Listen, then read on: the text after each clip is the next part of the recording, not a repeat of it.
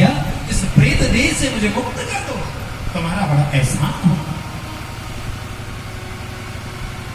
गोकर्ण जी ने कहा, मैंने जब ये सुना कि तुम्हारी मृत्यु बड़ी दुर्दशा के साथ में हुई, तो मैंने तुम्हारे नाम से मैंने गया में जाकर के सैकड़ों श्राद्ध किए, क्या तुम्हारी मुक्ति नहीं थी? बोले नहीं। कि गया श्रद्धा सुतिर्नपि मुक्तिर्मे न भविष्यति। गया में जाकर के आप सैकड़ों श्राद्ध करें, मेरी मुक्ति नहीं हो सकती, क्यों? मेरा अपराध बहुत ऊंचा था, मोक्ष नहीं हो सकता। तो बोले तुम्हारा मोक्ष कैसे होगा? जितने भी बुजुर्ग लोग थे सुबह होकर के पूछा बुजुर्ग लोगों से कि भैया हमारा भाई प्रेत बन करके पड़ा है, उसकी मुक्ति का साधन क्या है? कई लोग बोले महामृत्युंजय कर दो, कई लोग बोले गीता सुना दो, कई लोग बोले अखंड रामायण करा दो, कई बोले नवान पारायण करा दो। तो कहते हैं कि गोकर्ण जी सूर्य भगवान से पूछा, गोकर्ण जी महाराज ने सूर्य भगवान से पूछा है, और सूर्य भगवान रुके और रुक करके उन्होंने बताया कि श्रीमद्भागवतामुक्ति सप्ताहं वाचनं कुरु इति सूर्य बचा सर्वे धर्मरूपम्। अगर गोकर्ण तुम अपने भाई की मुक्ति चाहते हो तो इसके लिए तुम्हें भागवत की कथा सुनानी होगी। भागवत की कथा सुनाओ।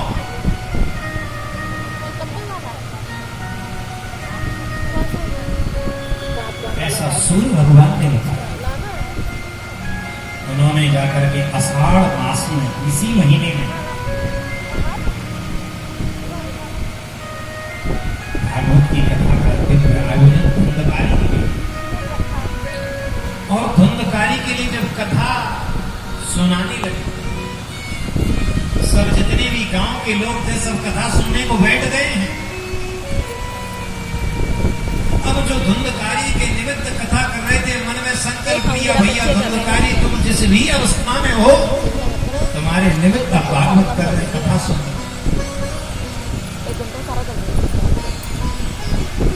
अब धुंधकारी प्रेत बनकर के पड़ा है, पृथ्वी पर बैठ नहीं सकता है, हवा में बेचारा इधर से उधर घूमता, हवा का झोंका पड़ता है उधर चला जाता है, इधर की हवा आई उधर चला जाता है।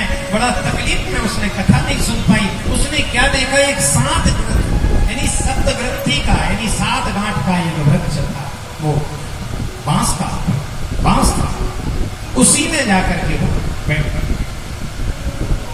उसी बांस में जब पहले दिन की कथा सुनाई है तो प्रथम ग्रंथि विभेदनम, पहली गांठ फट, बड़ी जोड़ की आवाज हो।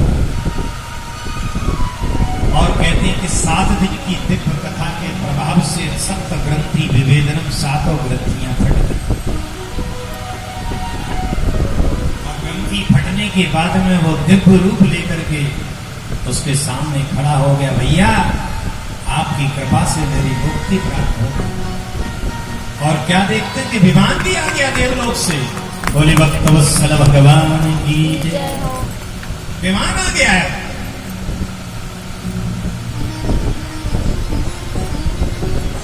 तो गोकर्ण जी ने पूछा कि तुम्हारी मुक्ति भागवत से हुई है, बराबर है, तुम्हारी मुक्ति भागवत से हो गई, अच्छी बात है, लेकिन ये विमान क्यों आया है? तो भगवान के पार्षद बोले, साहब इन्होंने कथा सुनी है, वैकुंठ लोक से इनको विमान आया है। तो बोले अगर कथा इन्होंने सुनी है तो इनके अलावा पूरे गांव के लोगों ने भी कथा सुनी है। अगर इनकी मुक्ति है, इनका विमान आया है, तो गांव के लोगों के लिए विमान क्यों नहीं आया है?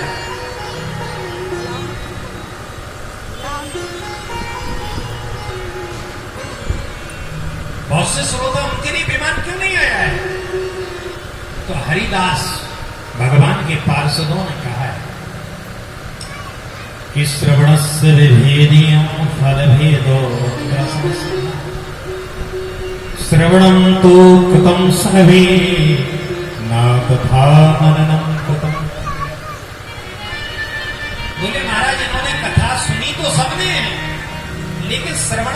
भेद होने से, कथा के श्रवण में भेद होने से कथा के फल में भी भेद होता है। ऐसे बोले हाँ, बोले कथा सबने सुनी है लेकिन मनन केवल धंधकारी ने किया है। कथा हमने जो सुनी है उसको मनन करना चाहिए। मनन का मतलब है रिपीट करना चाहिए। इसी कथा को आप सुन करके जाएं और आराम से 1 घंटा बैठ करके चिंतन करें कि हमने कथा क्या सुनी है। अगर कथा का चिंतन करेंगे तो जीवन की चिंता समाप्त हो जाएगी। बोली राधे राधे। कथा का चिंतन नहीं किया और अगर ये चिंतन करेंगे तो कथा का चिंतन करते ही संसार की चिंता खत्म हो जाएगी। लेकिन यहां पर केवल चिंतन किया है तो किसने किया है? धंधकारी ने किया है और इसके लिए विमान आया है।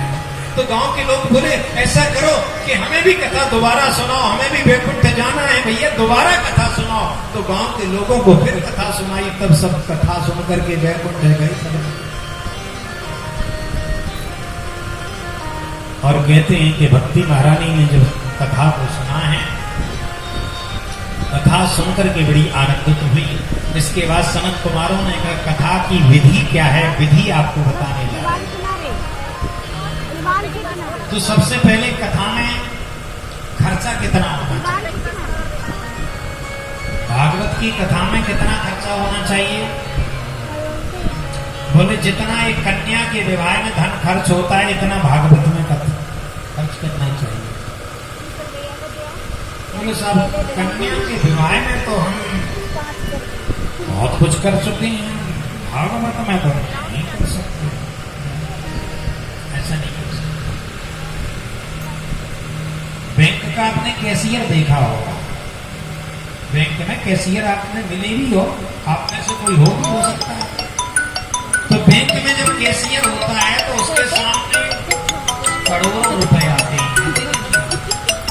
तो करोड़ों रुपए आने के बाद उसको खुशी नहीं होती खुशी, क्योंकि उसके पास नहीं आता और उस